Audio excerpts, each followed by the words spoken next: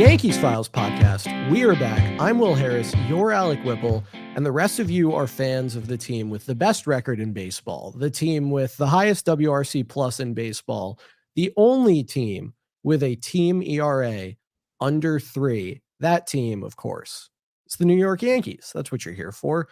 Whipple, we got a lot to dig into. The month of May is over. Aaron Judge had an unbelievable time. I've got some stats about that.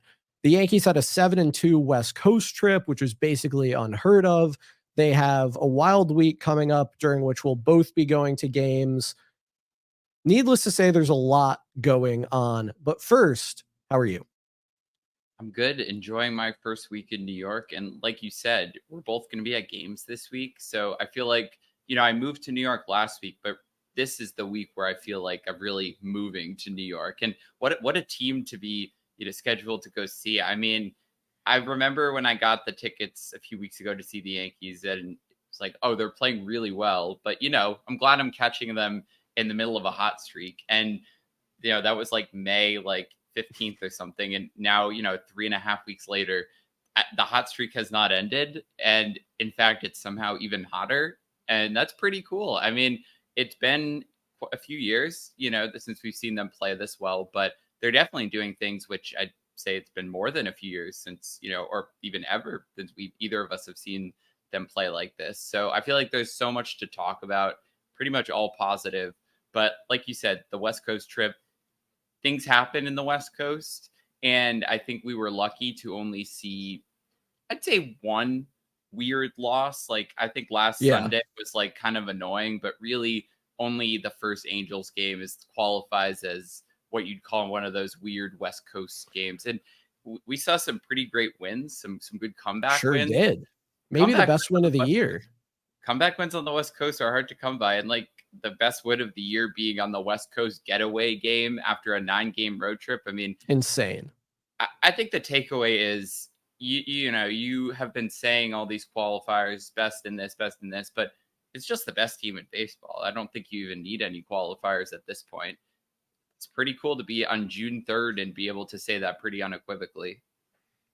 Yeah, it rules. Earlier I tweeted that the spreadsheets love the Yankees, and that's arguably as important to me as winning the World Series. Or I might have said better than winning the World Series if I wanted to make people mad. Clearly better. And it's true. By Fangraphs, they're the only team projected to win more than 97 games. By PECOTA, they're the only team projected to eclipse 100 wins, or reach 100 wins, rather. This team is just phenomenal. They are great at scoring runs. They have been terrific, though probably better than they should be, at preventing runs. They hit home runs. They play very good defense. There's really very little to dislike. And I think that's where I want to start, because as the game appeared to slip away with Dennis Santana on the mound on Sunday, people were finding all kinds of things that they hate about this team. And I know I've said this before, but I just cannot relate. The difference between 42-19 and 41-20 effectively doesn't matter to me. People were mad that the Yankees looked like they were going to lose on a day that the Orioles lost. Well, newsflash, the timing of your wins and losses is unimportant. The only thing that matters is your total wins and losses. And people were mad about the bullpen, even though they were mad about the bullpen allowing run totals that the Yankees hadn't reached. So Nestor allowed 3 runs. The Yankees going into the 9th inning had 3 runs. If the Yankees lost that game with 3 runs, you can't put that on the bullpen, because the Yankees, it was impossible to win the game with 3 runs. It couldn't be done. So that was weird. I was getting tweets about these guys aren't good enough to be on the team. How is that how people are viewing the 42-19 best team in baseball, New York Yankees? Something just about that doesn't compute for me. Or the bullpen with the best ERA in baseball. Yep. So again, you don't really need many qualifiers to just say this has been a good bullpen. And another news flash, you're never going to have a bullpen where you're happy with every single guy. And the That's best true. ERA typically reflects the players who are being used the most often, who are the best players. If you're going to get mad at the guys on the fringes, they're almost certainly going to change in the modern day with modern bullpens. And maybe Ron Marinaccio should be on this team and Dennis Santana should not. But it's almost likely, it's almost 100% certain that, with some way or another, Marinaccio is going to pitch again. Yeah. Santana, I don't think he's going to be long. Dennis Santana is not on this team in October. Right. Let's be frank. So it's a long season. And so you take the mediocre Dennis Santana performance, because for every Dennis Santana, there's a Michael Tonkin who's going to give you 15 garbage time, but serviceable innings. And quite frankly, better than that since his the Tonkin incident back in Milwaukee. So it's all, to me, it's all kind of just like a river of mishmash, in and out. The modern bullpen, just the Scranton shuttle. Really, the core guys, we know who the core guys are, and maybe there will be supplements to those core guys. But in October, it's not going to be Dennis Santana pitching in the 7th inning of a winnable game. We saw that the last time the Yankees played a pretty long October run, it was literally 4 guys, or 4 to 5, right? We know that Aaron Boone will do that. So for me, it's like, do they have those 4 to 5 guys, which they do, or they mostly do? And the rest of it just works out over a 162 game season. And I think it's just that simple, and clearly not silly complaining about. And it's funny that, they ended up winning to make the complaints look even more ridiculous, because the bullpen kept them in the game enough for Juan Soto to do Juan Soto things. Yeah, it's extremely silly. Yeah. It's extremely silly. And the people who told me that it wasn't silly to get mad about a 6-3 West Coast trip versus a 7-2 West Coast trip, those people are wrong. I also need to get in 5-4 West Coast trip. I agree. If you come back from the West Coast with a winning record, you have succeeded. I also need to get this stat in while the Phillies are still playing.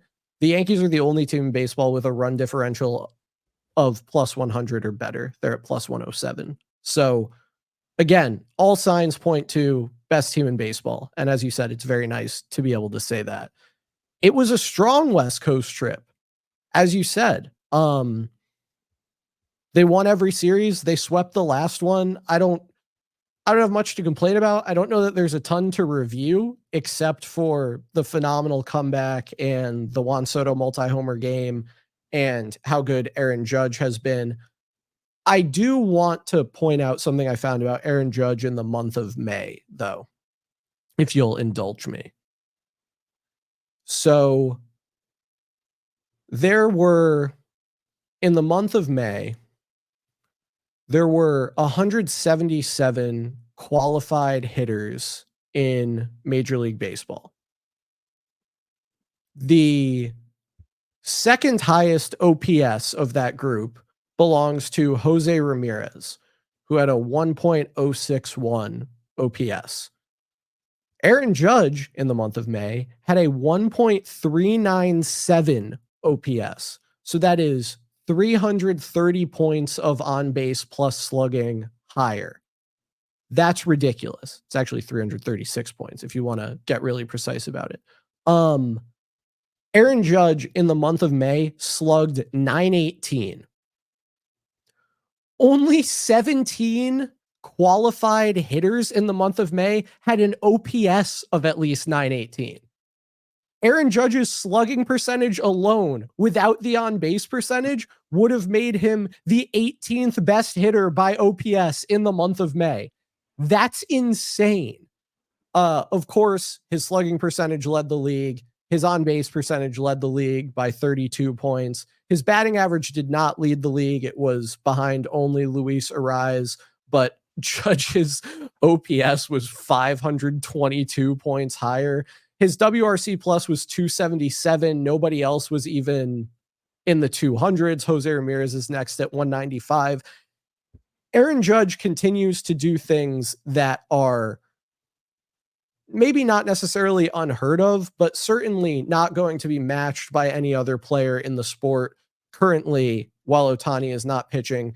His 2.9 Fangraphs WAR were the most for any qualified hitter by a full 1.1. So Bobby Witt Jr. had 1.8. The gap between Bobby Witt Jr. and Aaron Judge in Fangraphs WAR in May is the same size as just the number of Fangraphs WAR that Shea Langoliers, who was the 15th best qualified hitter by Fangraphs WAR in May, put up. Like, it's unbelievable. The gap between Judge and Witt, 1 and 2, is the same as the gap between Witt and Alex Bregman, which is 2 and 47. Aaron Judge is unbelievable, and there aren't enough stats to put into context how insane he is and just what a singular player we are seeing. His barrel rate was 47.1%. The next highest was O'Neal Cruz at 29.8%. That's like the same differences between O'Neal Cruz and whoever's in 65th. Like, it doesn't make any sense that Aaron Judge is this good, but he keeps doing it. It's not a fluke. This is who he is, and it's unbelievable. And I'm so glad that he gets to be a Yankee. And the craziest part to me is that if we weren't talking about what a good month Aaron Judge just had, we'd be talking about what a good month Juan Soto just had, putting up a 1.5 Fangraphs WAR, 172 WRC plus. He's 4th in the league in Fangraphs WAR in that time. It's insane that these two players are both on the Yankees, but it's extra insane that Aaron Judge is on pace to have one of his best seasons of all time. Like, at 4 WAR through 60 games, he could easily scare his 11.2 from 2022. And he was terrible for like a month. There's not enough context that you can put around it or stats that you can dig up to describe Aaron Judge and how he's just been the best baseball player on the face of the planet. Yeah, I mean, it's crazy that you could talk about two guys who basically, again, so for the last like 3.5 weeks are both slugging, or Soto's slugging is close to 900. Judge's slugging is like 960. They're both hitting, high 300s. They both have like, I think Soto has 8 home runs, Judge has 10 home runs. And it's like every night, it's like one or the other or both. And that's, I think, what we kind of imagined when we first had Soto in a uniform. First saw him in spring training. And of course, Soto started off hot, Judge slumped, and then Judge was getting hot and Soto slumped, quote unquote. When you have like a 700 OPS for 15 games for Juan Soto, that's a slump. And now to see them both at the same time is, I mean, it's indicative of the record. And I know the pitching's been good, but really to me, it's the Judge and Soto show. And it shows what we were saying all along going into the season, where you can have a bunch of good, average to good hitters. And Anthony Volpe has been doing really well. Stan has moments, but nobody's on the level of Judge and Soto. And nobody's even a tier above. I would say the third highest OPS guy being in the low or high 700s. Nobody's like a all-star caliber hitter. I mean, sorry, Volpe would be with the defense, but his defense has been very good, and I think his hitting's been good.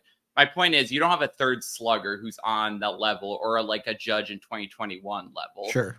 But you don't really need that, because Judge and Soto are essentially like two players in one. And that's the path to success for this team. And success is the best record in baseball. So it's kind of funny to look back and have people complain, or hear people complain that, they didn't do enough aside from Juan Soto. They needed more. It's just last year's team with Juan Soto. And we both and many other people beat the drum that last year's team with Juan Soto, with things shaking out slightly differently, is a really good team. I don't know if we would have thought this level, but you didn't need much to have 2022 Judge and Soto taking a step forward. It's just icing on the cake. It's really just so fun. And I know the historical comparisons of top WRC plus duos are going around. There's a long way to go, but to even be in the comparison of best duos of all time and the conversation is crazy. And something tells me that it's not going to be a flash in the pan. I don't think we're going to be sitting here in August and be like, well, it started off hot, but one of them fell off, and now that's not really a conversation. Juan Soto has a 125 WRC plus now. He's the third best hitter on the team. Yeah, it's I don't know. It's really just it's mind boggling, and our minds have been boggled a lot in the 3.5 year history of this podcast. Mostly by Aaron Judge, I would So, say, yeah, when they are boggled, because I tweeted that we made a big deal in 2022 to point out that what Aaron Judge was doing in a clean season really had not been done since Mickey Mantle, and especially had not been done for the Yankees since Mickey Mantle. And I think or I'll speak for myself. I thought that 2022 was the 100th percentile outcome for Aaron Judge. I thought that 2022 was if every single possible thing goes right. He had a 209 WRC plus in 2022. He has a 198 WRC plus this year, and it's going up. I'm starting to think that this is just who Aaron Judge is. Like in 2022, full season on base percentage 425, slugging percentage 686. This year, full season on base 417, slugging 658, and it's dragged down by that first month. His ex-WOBA is higher than it was in 2022, the highest of his career. In 2023, it was basically the same as it was in 2022. I think we have to entertain the possibility that Aaron Judge turned 30 and turned the corner and became even better than he's ever been, and even better than we imagined, and that 2022 was much less the exception than the rule. And of course, maybe when it comes to home runs, I'm not saying he's going to hit 62 home runs this year, but from a production perspective, a WRC plus around 200 and double digit WAR could just be a healthy Aaron Judge season. And that's insane. Like that, there is no other player in baseball, no other one-way player in baseball, at least, of whom that is true. And it's crazy that we have to address that 2022 was not a flash in the pan and is currently being repeated. That doesn't feel like it should be possible. And that's why I said last week. I mean, that's the Hall of Fame type stuff where the dream season becomes your reality, where your fantasy becomes your reality, as Michael K once said. But I mean, I have to even point to the fact that maybe not on the level, but maybe not far off. I mean, Juan Soto, let's talk about Juan Soto basically became that 2020 like dream season version of himself for a full season, right? I mean, his WOBA, his X slug, his X batting average, it's all in line with the shortened season that's been held up as, oh, it's a shortened season, but that's the gold Soto standard. I mean, that's when he kind of really came into his own. And then 2021, 2022, all really good seasons, but not on that level. And if you look at all of the underlying statistics, it's right there, except he's hitting the ball even harder, consistently. I mean, his barrel rate is better. His exit velocity is better. Everything lines up with that stellar once in a lifetime, except in Aaron Judge's lifetime, once in a lifetime season that 2020 was. And we didn't really talk about it unless you were really invested in the 2020 Nationals. And I don't know how many people out there who are Yankees fans right now really paid attention, but if you followed Juan Soto and you know what player this is, I would say he is taking that leap forward that at the beginning of the year, we went back and forth, and you said that you didn't think Juan Soto could take the leap forward. And I said I thought Juan Soto would be better. Aaron Judge wouldn't be able to get back to 2022. And I think we're both kind of wrong. We were both wrong in our own special way. I think right now it's like the best possible outcome of this MVP debate. And again, not a full season, but we're both wrong because of the best possible reasons. And it's nothing is a fluke. I mean, everything lines up for these guys to keep hitting like this. That's like really cool. If you had to pick right now, who is going to have a higher WRC plus over the rest of the season? Jeez. I mean, because the projection systems still kind of lean, well, a couple of them still kind of lean Soto. They're pretty split. I mean, I put my hat in the Soto camp, so I'm gonna stick with it, but I'm definitely less confident because Aaron Judge just had, a better month than I think Soto has had probably in his career, and it doesn't seem like he's stopping anytime soon. But it's Juan Soto, so I don't really want to bet against Juan Soto in his walk year. This is Fair. a huge unstoppable force meets immovable object. I would argue that every year for Juan Soto is a walk year.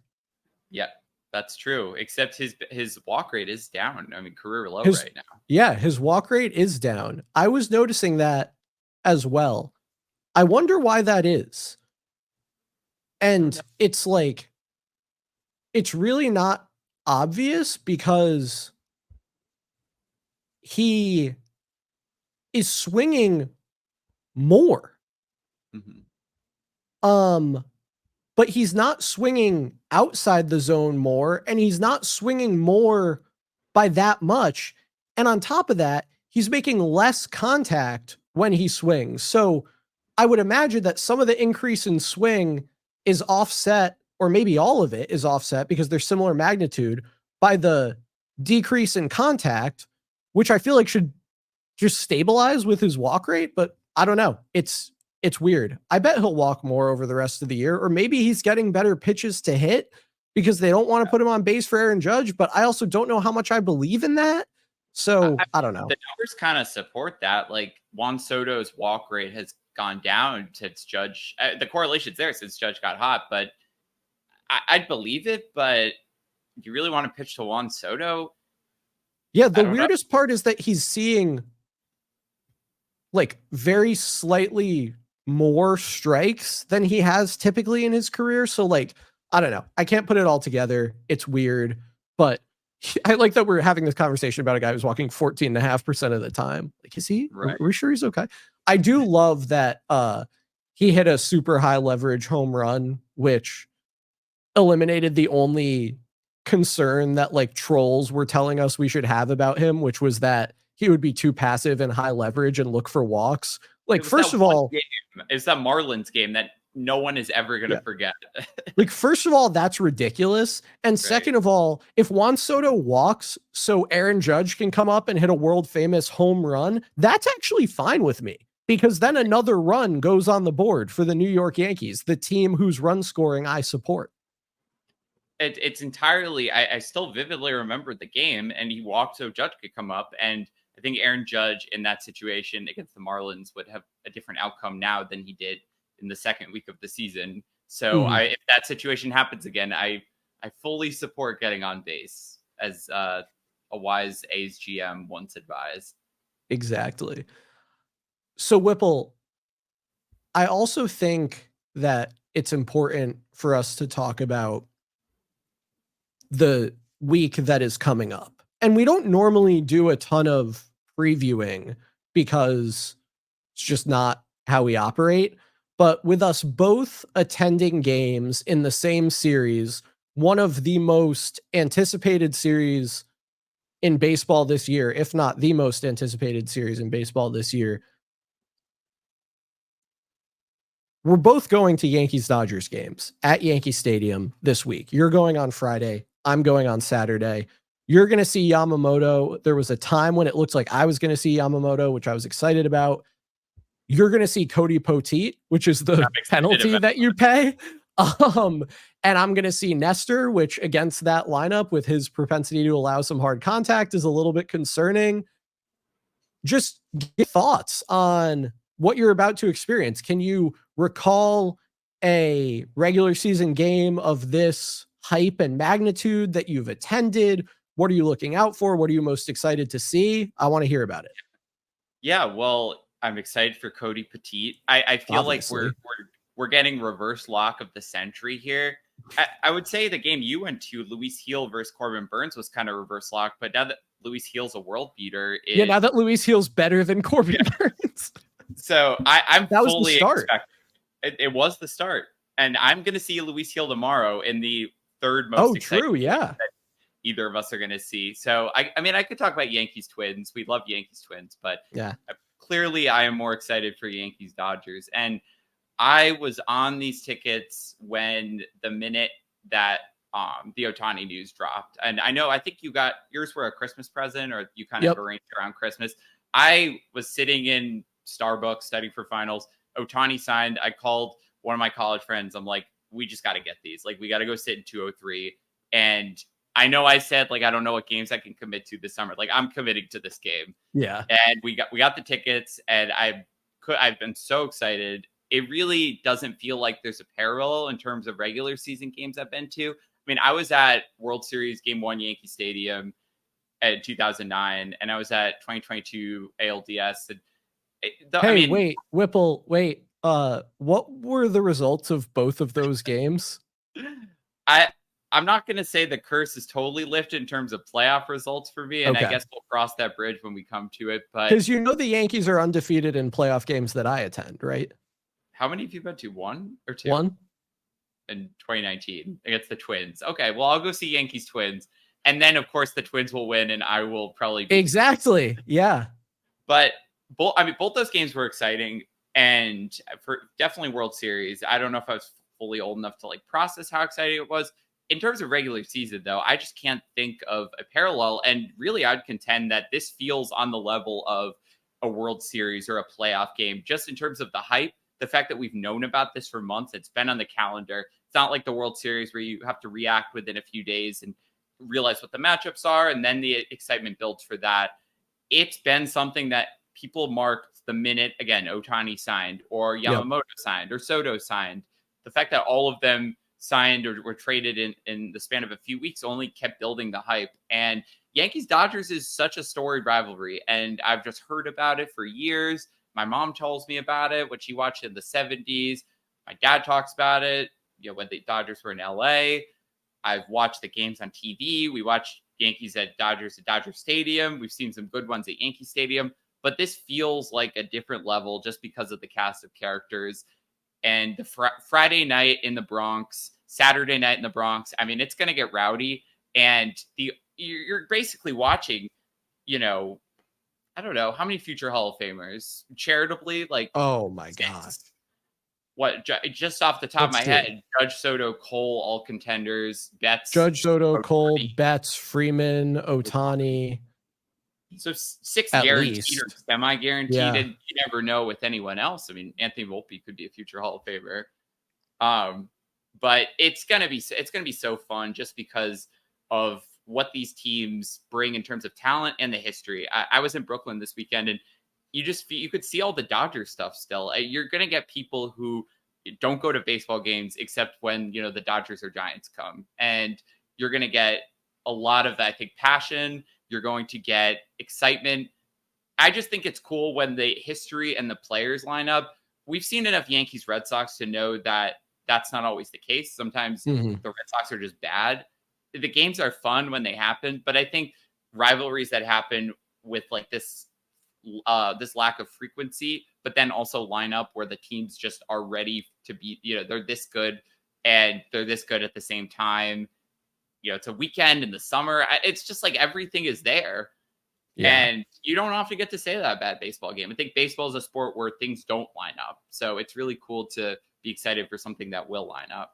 Clayton Kershaw's on the 60 day. Do we count him in the future Hall of Famers? I think so. Yeah, I would say. 7 semi-guaranteed. Whatever you think about Judge, Soto, and Cole, I think they all have a very good chance. But so the point is, really freaking good players. Yeah, really 2 very good teams playing baseball against each other. The last time Cole, I guess we got to count Kershaw too. As much as I would have loved. Oh yeah, no, that's true. That's true. Cole Yamamoto. Cole Yamamoto would have burned the house down. Got to bring him back, like is that Cole's music? And he comes out to he'll be eligible. Make it happen. So the last time the Dodgers played a game at Yankee Stadium, it was September 14th, 2016, my mom's birthday. Shout out to my mom. Happy birthday. Retroactively. In 2016. The Dodgers won this game 2-0. Clayton Kershaw started. I want to see how many players in each starting lineup you can name. Okay. Who do you want to start with? I'll start with the Yankees. So Okay. September, right? September 14th, 2016. I think that's just backtracking. The other cool thing is like this is the kickoff of summer. I mean, I don't know if this game was purposely placed, but to have it be like the first Friday night post Memorial Day. If this was September, it wouldn't feel the same. So that is pretty cool too. I agree. All right. So starting with the Yankees, Gary was catching, definitely. Yep. I think Judge was he hurt by then? I think he was probably hurt by then. Yeah, Judge did not play in this game. Okay, so retirement tour, Mark Teixeira was probably a first. Nope. Ooh, okay. Let's see. Chase Headley's at third. Chase Headley's at third. Yep. So you got two. Gardner in left. Gardner in left, three. Okay. 2016. So we're after the teardown. Players hadn't been called up yet from the trade. Carlos Beltran was gone. Did Brian McCann DH? Was he DHing? Brian McCann was a pinch hitter for the right fielder, so he did appear in that game. You can get center field. You know who the center fielder was? Ellsbury. Okay, so you have Gardner, Ellsbury, Gary, Headley. They hit 1, 2, 3, and 5. Okay. The second baseman hit fourth. He was an all-star the following year. Oh, Starlin Castro. Yep. So you have 1 through 5. The shortstop hit sixth after Headley. Didi. Yep. The right fielder, when he was originally called up by the Yankees, I think was actually an infielder. He is now a turncoat playing for the Boston Red Sox. He once ran directly full speed into the center field wall in Baltimore. Is that Rob Refsnyder's music? It's Rob Refsnyder. Can you guess the defensive replacement, once hyped prospect who bounced around baseball for a lot longer than you would have thought, who replaced Refsnyder in right field after McCann pinch hit for him? No. Mason Williams. Okay. Rob Refsnyder was the player that everyone wanted called up, like the Cowboys. He was. It was crazy. The DH, I don't know how he ever DH'd, but catcher, who he was the original Kyle Higashioka. Romine? Austin Romine was the DH, which leaves us with the first baseman, who Judge was hurt, but this guy who debuted with Judge was not. Tyler Austin. Pitchers in that game: Michael Pineda, Tommy Lane, Luis Severino, Tyler Clippard, and Dellin Betances. That game unfortunately ended with Betances allowing 2 runs that were, I don't think either was earned. It's possible that one was earned. Let's see. Nope, neither one earned. So that 9th inning went really poorly. How many of the Dodgers can you name? This is awesome. Right. This lineup's crazy. Was this still Hanley Ramirez as a Dodger?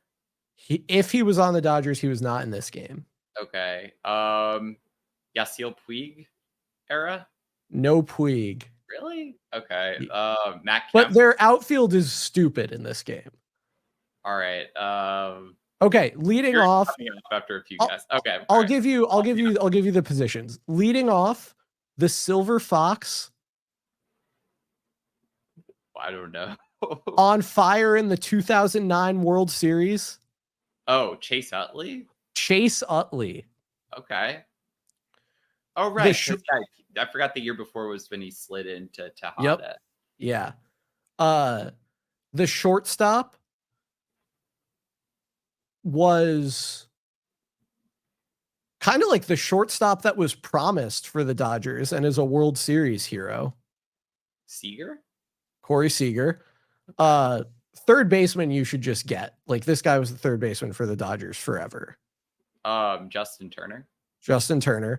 First base, this guy made a name for himself playing in Southern California, then took a detour to the East Coast, and then ended up in LA. First base, Adrian Gonzalez. Okay. Catching was a guy who's played for a surprising number of teams. I think he's the second highest paid player in White Sox history, and he's not good anymore. It's not Andrew Benintendi. It's not Andrew Benintendi because he's not a catcher. I don't know. Brewers, White Sox, Dodgers. Who else did he play for?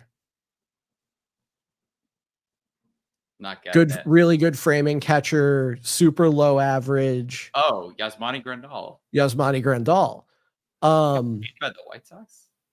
What? There's just no rhyme or reason to who the White Sox give. No, it doesn't make any sense. Right field, cheater, confetti. I don't think I ever realized he was actually on the Dodgers. Cheater. They thought the confetti in his shirt was a buzzer. Red Sox. Reddick. Josh Reddick. I didn't know. DH.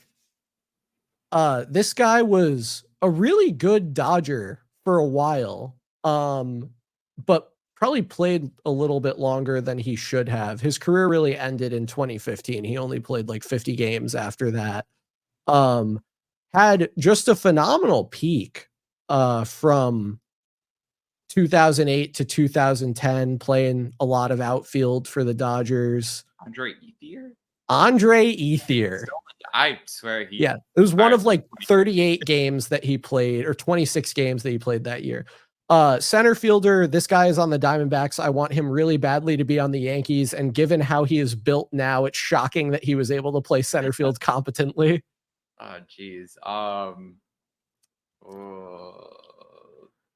Cubs, Diamondbacks, Braves. This is so much pressure. Likes to wear pearls. I don't know. I think his brother's named like Cash or something. Jock Peterson. Oh, I should have gotten that. And then left field, this guy is still paid by the Dodgers, but just so he can have health insurance. Oh, Andrew Tolles, yeah. Played. I thought he was just like a minor leaguer. Former Yankee Luis Avilan pitched for the Dodgers in that game, and he was actually the winning pitcher. So good for him. This would be more fun with better players. It's crazy just how much baseball has changed since the last time the Dodgers played at Yankee Stadium. Like, what's sad though? What's sad? We're not gonna be able to have these like last time things anymore, which I'm actually that's sad about true. That. This is the last year, because then it'll just. So this is actually, I've been wanting to have this conversation. The balanced schedule, or more balanced schedule, is terrible.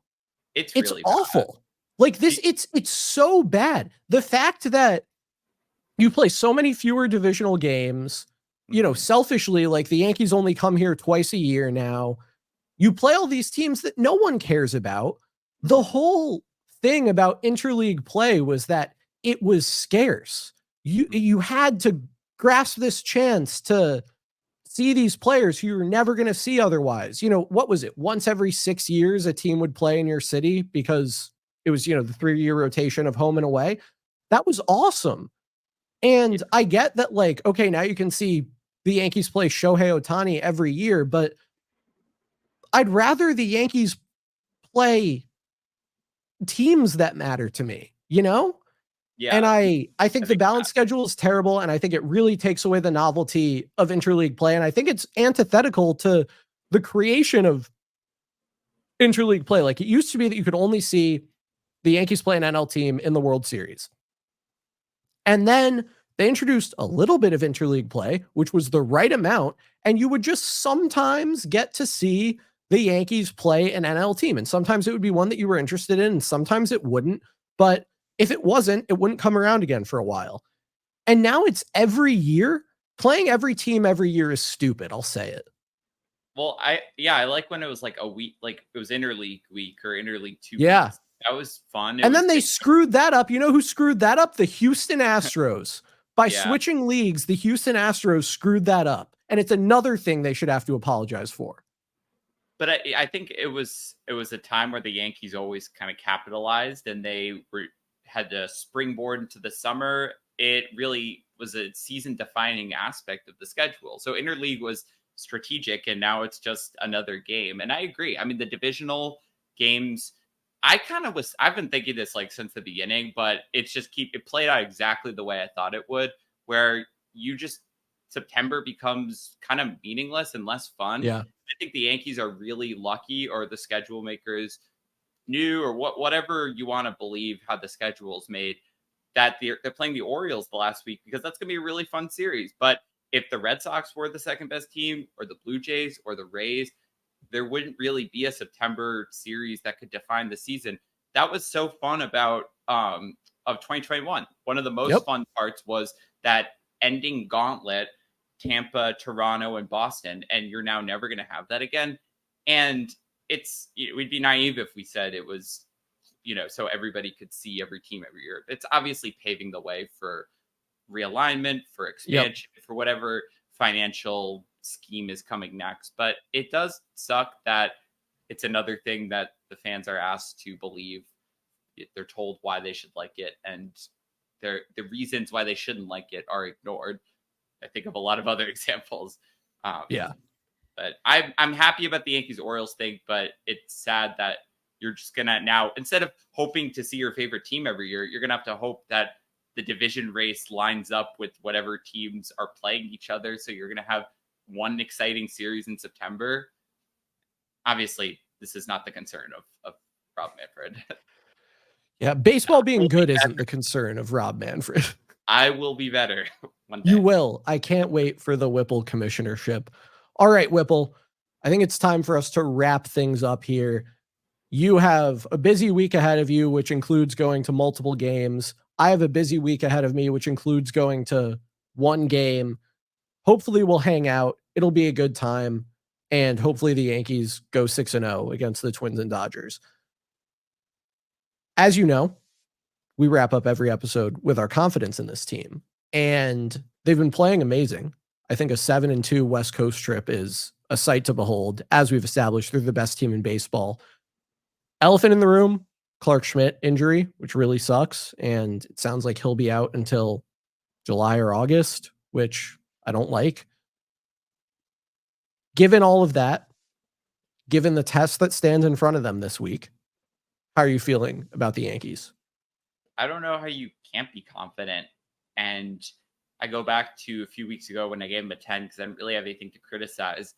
We spent a whole episode talking about Judge and Soto and schedule quirks and guys who played in 2016, which the more I think about it, I'm like less confident in the 2016 Yankees. I'm worrying about past teams that already played games more than I'm worrying about the current team.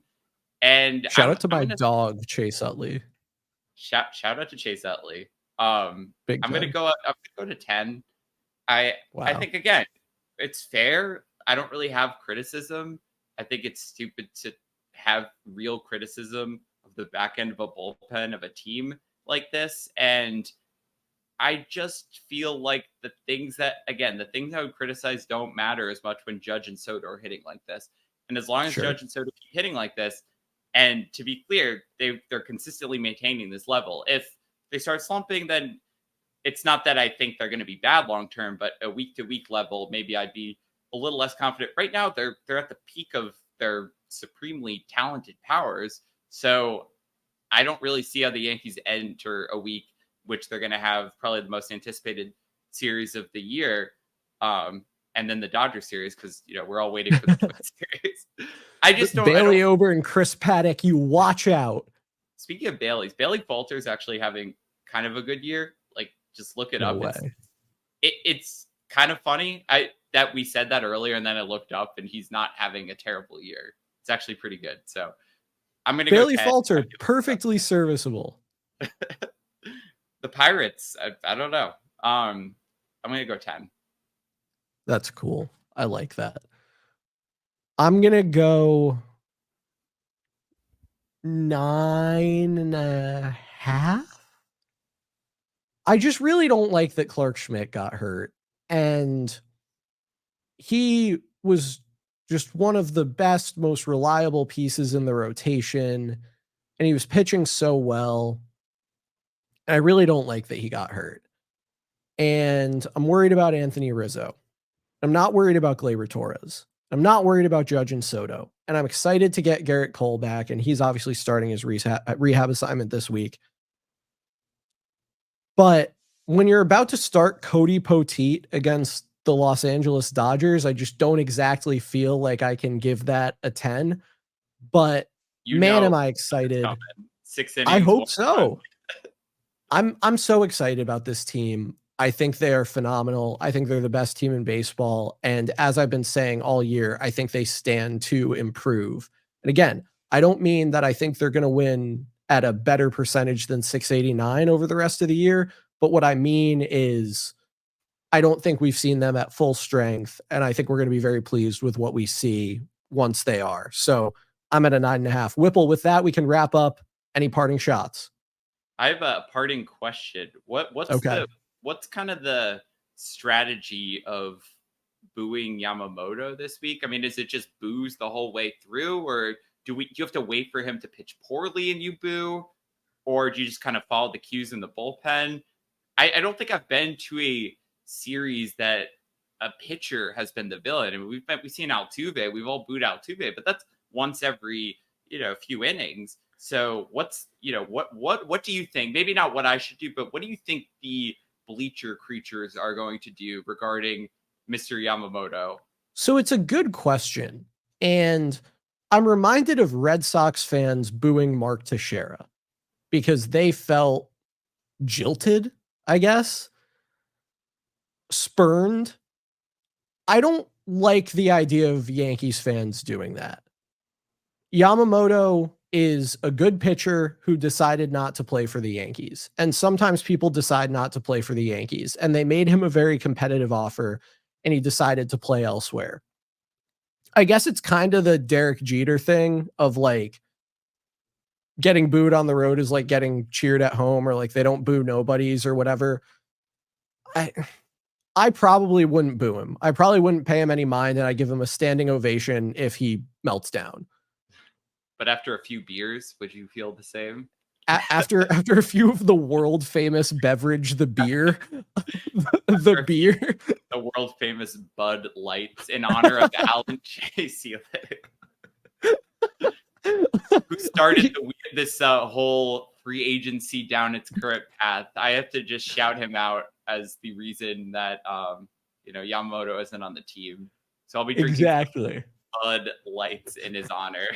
Some Allen Lights. Anyway, I'm not a big booing guy.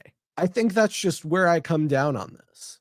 But I do agree with you in you're the best team in baseball, and I don't feel that booing to me is if you're like angry, and I don't really feel if you're a Yankees fan, you have a particular reason to be angry. But again, after a few of the world's famous Bud Lights, you never know what might happen. Some inside the bleachers might feel differently. So watch on Friday, and if you're there, I hope you'll have fun and drink some Bud Lights and boo whoever you want to boo. But don't boo Bud the Light Yankees. Sponsor us. Don't boo the Yankees. Enough to boo the Yankees, you probably should just leave the game. You should go home. All right, Whipple. That wraps things up for this episode of Yankees Files. As always, you can find everything we do at YankeesFiles.com. You can follow us on Twitter, where we are at Yankees Files. You can follow the Crosstown Sports Network on Twitter, where we're at Crosstown SN, and you can get all of these episodes, as well as the Battle of New York, on our YouTube channel at youtube.com/@CrosstownSportsNet. Podcast is available wherever you get your podcasts. We hope you will rate, review, subscribe, download, thumbs up, 5 stars, whatever the appropriate measure of appreciation and approval is on your preferred podcast platform. And if you don't like it, we hope you'll just listen to it and not leave any negative feedback. Whipple, we've both got some games to go to this week, so we're going to end this one here. We'll be back similar time, similar place next week to recap the week that was against the Twins and the Dodgers and our experiences at the games. Until then, let's go Yankees.